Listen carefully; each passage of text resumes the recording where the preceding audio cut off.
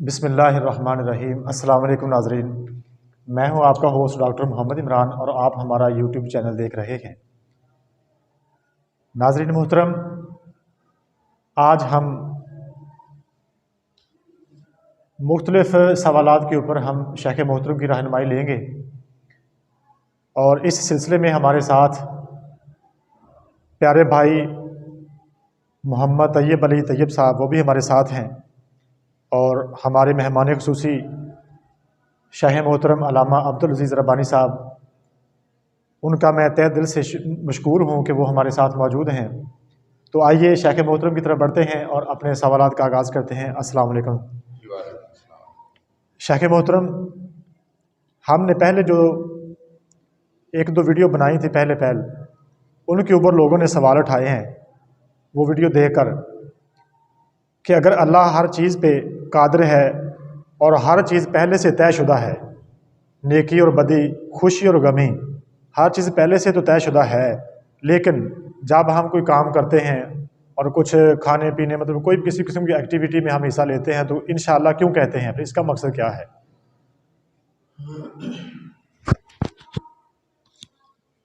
بسم اللہ الرحمن الرحیم۔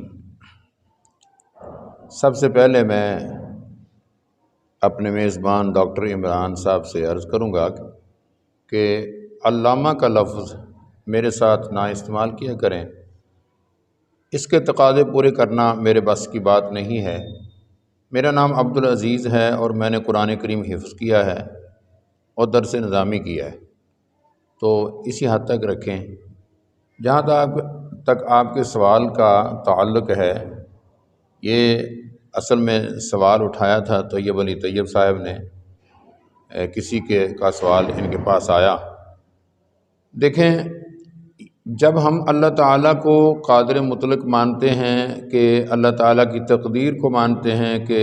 انسان کی تقدیر، انسان کے اعمال، افعال، احوال سب اللہ تعالیٰ نے لکھے ہیں، تو وہ کہاں سے مانتے ہیں؟ قرآن اور حدیث سے مانتے ہیں نا۔ قرآن اور حدیث سے یہ بات ثابت ہوتی ہے کہ اللہ تعالیٰ نے سب کچھ لکھ رکھا ہے۔ تو جب ہم نے قرآن اور حدیث کو مان لیا تو پھر قرآن و حدیث میں جو احکام ہیں ان کو ماننا ہمارے اوپر ضروری ہے۔ پہلی بنیادی بات یہ ہے کہ نبی کریم صلی اللہ علیہ وآلہ وسلم کو اللہ تعالیٰ نے ارشاد فرمایا، لا تقولن لشیء انی فاعل ذلک غدا الا ان یشاء اللہ، کہ کوئی بات آپ یہ نہ کہیں کہ میں اسے کل کروں گا مگر یہ کہ چاہے اللہ تعالیٰ۔ اور قرآن کہتے ہیں وما تشاءون الا ان یشاء اللہ، تمہاری کوئی چاہت نہیں مگر یہ کہ اللہ چاہے، یعنی تمہارے چاہنے سے کچھ نہیں ہوتا، جو ہوتا ہے اللہ کے چاہنے سے ہوتا ہے۔ تو اللہ کا تقدیر کو لکھ دینا اور انشاءاللہ اس میں کوئی تعارض یا تضاد نہیں ہے، وہ بھی اللہ کی مشیت ہے، اللہ نے اپنی مرضی سے لکھا ہے، اپنے علم کے مطابق لکھا ہے، اور یہ بھی اللہ تعالیٰ کی مشیت کو اپنے شامل حال کرنا مقصود ہے۔ اس سے اللہ تعالیٰ کی مدد شامل ہوتی ہے اور اللہ تعالیٰ کی طرف سے توفیق ملتی ہے۔ یعنی اگر اللہ چاہے گا، مطلب کیا ہے کہ میں نے تو ارادہ کر لیا، یہ کام کرنے کا میں نے ارادہ کر لیا ہے، لیکن اگر اللہ کو منظور نہیں ہے، اللہ نہیں کرنے دے گا، نہیں چاہے گا، نہیں توفیق دے گا، تو میں کر بھی نہیں سکوں گا۔ یہ ہوگا ہی اس وقت جب اللہ چاہے گا۔ میری طرف سے ارادہ مسمم ہے، پکا ہے، پروگرام ٹھیک ہے، لیکن اللہ چاہے گا تو ہو جائے گا، اللہ نہیں چاہے گا تو نہیں ہوگا۔ اور ایسے ہی ہوتا ہے کہ بہت ایسے کام جو ہم پورا پختہ ارادے سے وہ کرنا چاہتے ہیں، اس کے لیے پروگرام بھی ہوتا ہے، منصوبہ بندی بھی ہوتی ہے، سارے وسائل اسباب بھی جمع کرتے ہیں، لیکن کسی وجہ سے وہ ہو نہیں سکتا۔ وہ جس وجہ سے نہیں ہو سکتا وہ ہوتی ہے اللہ تعالیٰ کی مشیت۔ حضرت علی رضی اللہ تعالیٰ عنہ فرماتے ہیں، عرفت ربی بفسخ العزائم، میں نے اپنے رب کو اسی بات سے پہچانا ہے، ارادوں کے ٹوٹ جانے سے۔ عزم پختہ ہے لیکن کامل پورا نہیں ہو سکتا، مکمل نہیں ہو سکتا، کامیابی نہیں ہوتی۔ وہ کامیابی کس چیز سے نہیں ہوتی؟ اس میں اصل میں اللہ تعالیٰ کی مشیت، اللہ کی مرضی شامل نہیں ہوتی۔ اللہ چاہے تو ہوتا ہے، اللہ نہ چاہے تو نہیں ہوتا۔ اور انبیاء اور رسل کا، صالحین کا یہ طریقہ ہے۔ حضرت ابراہیم علیہ السلام نے اپنے بیٹے اسماعیل علیہ السلام کے سامنے خواب اپنا بیان کیا، انی ارا فی المنام انی اذبحک فانظر ماذا تری، کہ میں نے خواب میں دیکھا ہے کہ میں تجھے ذبح کرتا ہوں، تیرا کیا خیال ہے؟ تو انہوں نے کہا یا ابت افعل ما تؤمر ستجدنی ان شاء اللہ من الصابرین، اے ابا جان جو آپ کو حکم دیا گیا ہے آپ کریں، اور اگر اللہ نے چاہا تو آپ مجھے صبر کرنے والوں میں سے پائیں گے۔ تو اللہ والے جو لوگ ہوتے ہیں نا، وہ اپنی مرضی سے دعویٰ نہیں کرتے، بلکہ اپنے دعوے میں اللہ کی مرضی کو شامل رکھتے ہیں کہ اللہ کی مرضی سے ہوتا ہے۔ جی شیخ محترم، اس سے ایک اور سوال کھڑا ہوتا ہے کہ اگر خوشی اور غمی اور کسی کام کے ہونے یا نہ ہونے پر اگر جب ہم انشاءاللہ کہتے ہیں جی، تو کیا ہم یہ بھی کہہ سکتے ہیں کہ جیسے اللہ اس کا رسول چاہے، یعنی کہ نبی پاک صلی اللہ علیہ وسلم کا بھی ساتھ میں کہہ سکتے ہیں؟ نہیں، نبی کریم صلی اللہ علیہ وسلم کے سامنے ایک شخص نے کہا ما شاء اللہ وما شئت، ما شاء اللہ وما شئت، جو اللہ چاہے اور جو آپ چاہیں۔ تو آپ نے کیا فرمایا؟ اجعلتنی للہ ندن، کیا تو نے مجھے اللہ کا شریک بنا دیا؟ ایسے نہ کہو، بلکہ کہو وما تشاءون الا ان یشاء اللہ، وہ نہیں ہوتا جو تم چاہتے ہو، وہ ہوتا ہے جو اللہ چاہتا ہے۔ ٹھیک ہے، اس قسم کا جو شرک ہے یہ تو بہت عام پایا جاتا ہے جی، یہ اللہ کے برابر دیکھیں جی، کوئی میں یہی بات کہہ رہا تھا کہ اللہ کی جس طرح ذات میں شرک حرام ہے، اسی طرح اللہ تعالیٰ کی صفات میں بھی شرک حرام ہے۔ تو چاہت میں، مرضی میں، دیکھنے میں، سننے میں اور کام کرنے میں، مدد کرنے میں، عطا کرنے میں، دینے میں، جو اللہ تعالیٰ کی عظمت اور شان بزرگی ہے، اس میں کسی دوسرے کو، اللہ کی مخلوق میں سے کسی فرشتے کو، رسول کو، پیغمبر کو، اللہ کے ولی کو حصے دار بنانا، اسی کا نام ہی شرک ہے۔ اس سے انبیاء کی شان میں کمی نہیں ہوتی، انبیاء کی اور اللہ تعالیٰ کے اولیاء کی، رسولوں کی عظمت اور شان بزرگی اسی میں ہے کہ اللہ کی توحید اجاگر ہو، اللہ تعالیٰ کی توحید کا کام اور نام بلند ہو۔ وہ سارے اللہ تعالیٰ کی توحید پھیلانے کے لیے ہی آئے تھے، اور ان کا کام یہی تھا، ان کا منصب اور مقصد یہی تھا کہ اللہ تعالیٰ کی توحید جو ہے لوگوں کی سمجھ میں آئے۔ تو اللہ کی توحید میں رخنہ اندازی کرنا یہ کوئی شان نہیں ہے کسی دوسرے کی، ہر شخص کی، ہر بزرگ کی عظمت اپنی جگہ پر بجا ہے، سر آنکھوں پہ مانتے ہیں، لیکن جو قرآن و سنت کے خلاف عقیدہ بنا کے عزت تکریم کا دعویٰ کرے، یہ غلط ہے۔ شیخ صاحب، وہ اب مسئلہ یہاں یہ پیدا ہوتا ہے جی، کہ اگر جو اللہ نے ہم نے کرنا تھا وہ اللہ نے اپنے علم سے لکھا ہے، جی، تو انشاءاللہ جو ہے یہ اللہ کی مشیت حاصل کرنے کے لیے کہی جاتی ہے۔ یہ اللہ کا علم ہی اللہ تو ہے۔ کیا یہ جب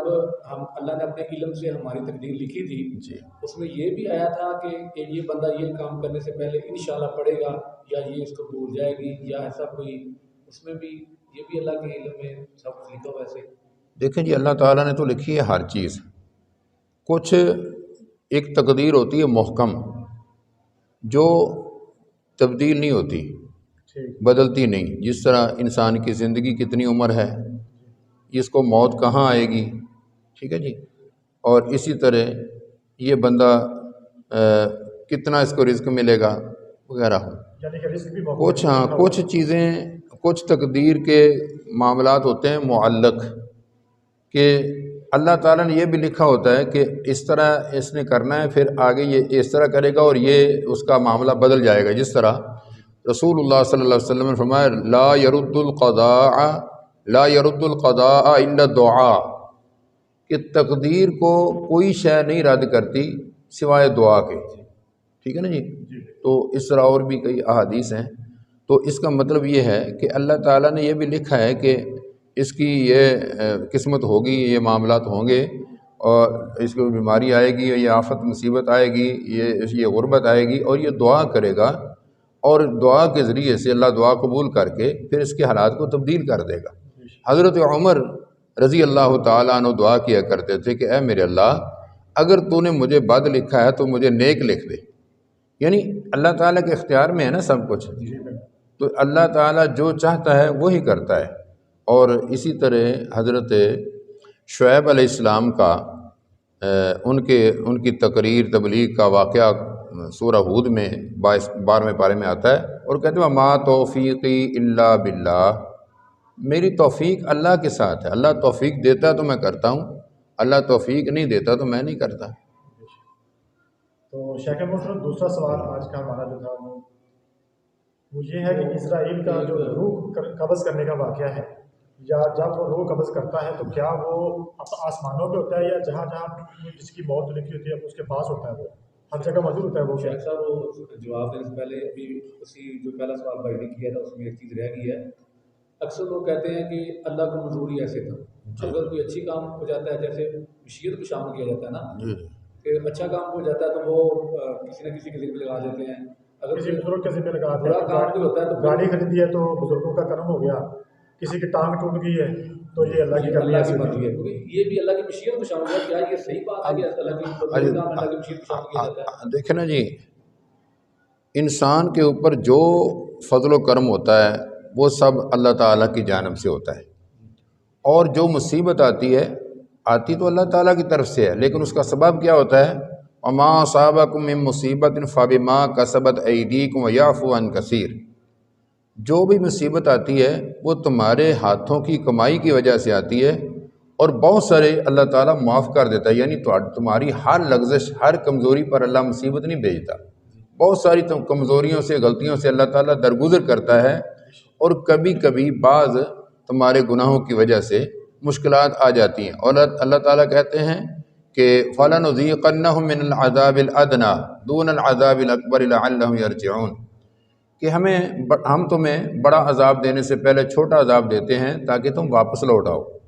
یعنی وہ بھی آخرت کے عذاب سے بچانے کے لیے آتا ہے۔ اور قرآن کریم میں ہے ظہر الفساد فی البر والبحر بما کسبت ایدیہم لیذیقہم بعض الذی عملوا لعلہم یرجعون، خشکی اور تری میں فساد واقع ہوتا ہے انسانوں کے ہاتھوں کی کمائی کی وجہ سے، تاکہ چند یعنی اپنے بعض اعمال کا مزہ چکھ لیں تاکہ وہ واپس لوٹ آئیں، وہ سیدھے راستے پہ آ جائیں۔ تو یہ کہنا کہ اچھی چیزیں تو اللہ تعالیٰ بزرگوں کی طرف سے، اور کوئی مصیبت ہے تو اللہ تعالیٰ کی طرف سے، یہ تو اللہ کے دشمنوں کا کام ہے۔ ایک تو ہے کہ اللہ تعالیٰ کی صفات غیر کے اندر شامل کرنا، اس کے لیے ماننا، یہ شرک ہے، اور دوسرا یہ ہے کہ اللہ کے متعلق برا گمان رکھنا کہ اللہ کی طرف سے مصیبتیں آتی ہیں، پریشانیاں آتی ہیں، اور فضل و کرم دوسروں کی طرف سے آتا ہے، یہ تو اللہ کے دشمنوں کا کام ہے، اللہ کے دوستوں کا کام نہیں ہے۔